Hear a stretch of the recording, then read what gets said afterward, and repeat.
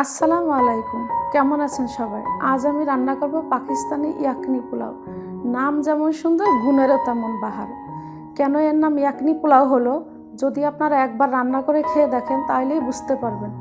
কিভাবে ইয়াকনি পোলাওটা রান্না করতে হয় আমি আপনাদেরকে আজকে সেই রেসিপিটাই দেখাবো। চলুন কিভাবে ইয়াকনি পোলাও রান্না করতে হয় সেই রেসিপিটি আজকে আপনাদের দেখাচ্ছি। ইয়াকনি পোলাওটা রান্না করার জন্য আমি এখানে বিফ নিয়েছি।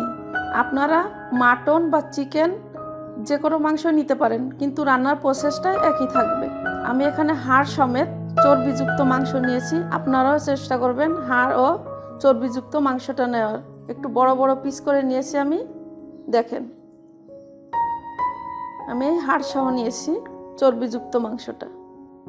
আমি একটা পাতলা নেটের একটা টুকরো কাপড় নিয়েছি। এখানে আমি একটা মশলার পুটুলি তৈরি করব ইয়াকনি পোলাও রান্না করার জন্য।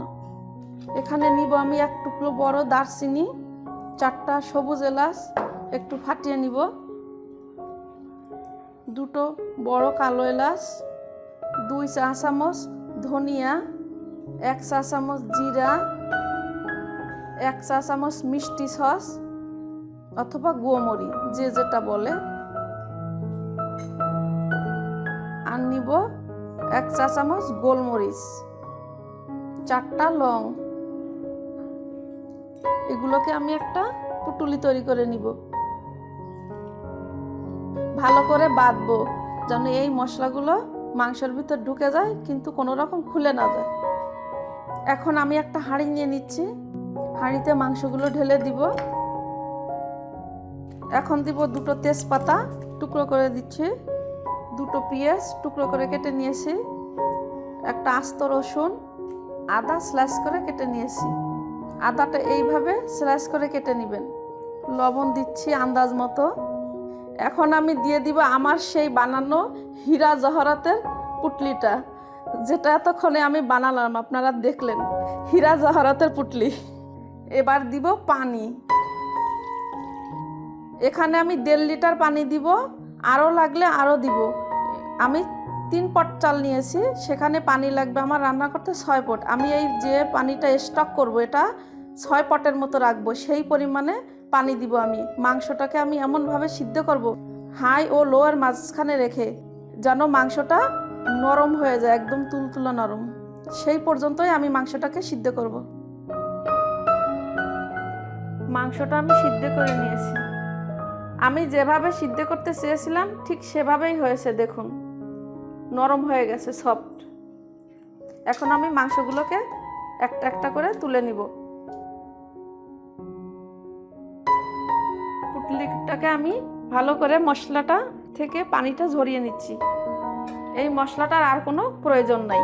এটাকে বলে ইয়াকনি বা মাংসের স্টক যেটাকে বলে। এটা দিয়ে আমি পুরো পোলাওটা রান্না করব। আমি এই মাংসের স্টকটাকে ছেঁকে নিব। এখানে আমাকে মেপে দেখতে হবে 6 পট পানির মতো আছে কিনা। আমার 6 পটই লাগবে। আমার মনে হয় 6 পটই হবে এখানে, আর না হলে আপনারা পানি মিশিয়ে নেবেন।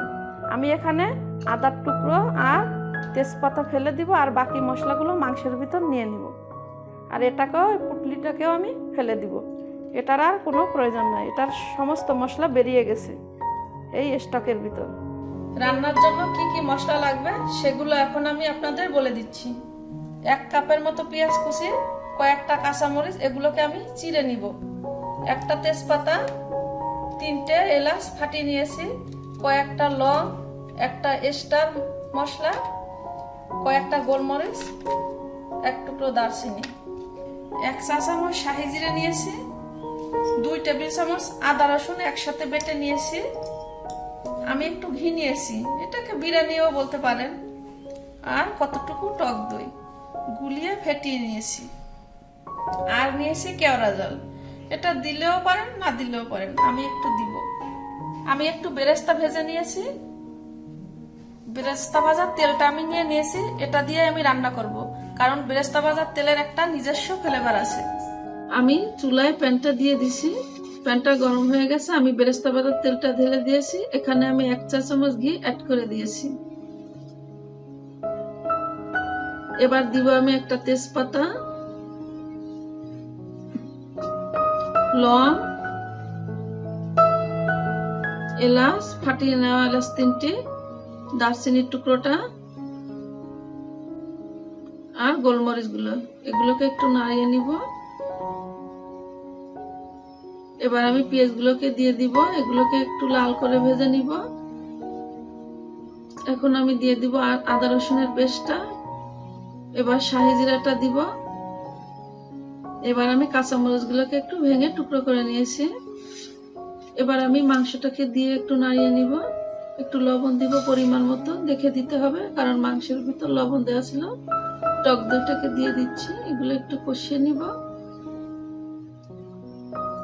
এগুলোকে আমি 10 মিনিটের জন্য সুন্দর করে কষাবো।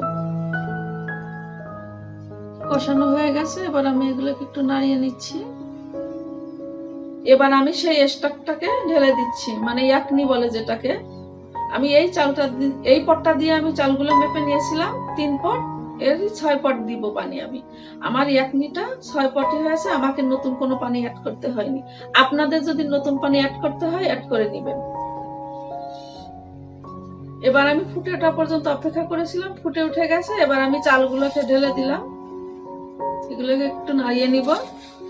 এবার আমি লবণ দিব, লবণটা বুঝে দিতে হবে কারণ অলরেডি মাংসের ভিতর লবণটা ছিল। এবার আমি এগুলোকে ঢেকে দিব, ঢেকে দিয়ে 80% মতো সিদ্ধ করে নিচ্ছি। এবার আমি বেরেস্তা ভাজার পেস্টটা দিয়ে দিচ্ছি।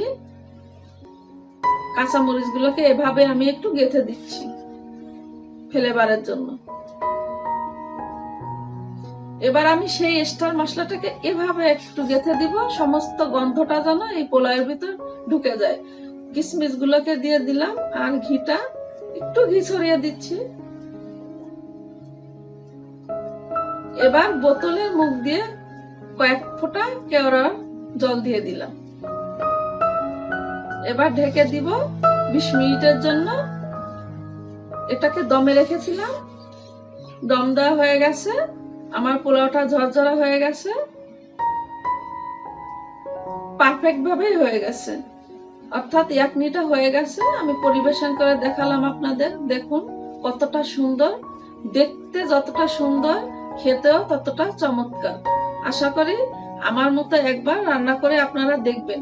বাসায় নতুন মেহমান আসলে আমরা ডিফারেন্স কিছু রান্নার চেষ্টা করি, আপনারাও আমার মতো চেষ্টা করবেন ডিফারেন্স কিছু রান্না করার জন্য। আপনারা যদি রান্না করে একবার খেয়ে দেখেন আর আমাকে কমেন্টসে জানান, আমার কষ্টটা সার্থক হবে। আপনারা সবাই ভালো থাকুন, ধন্যবাদ সবাইকে।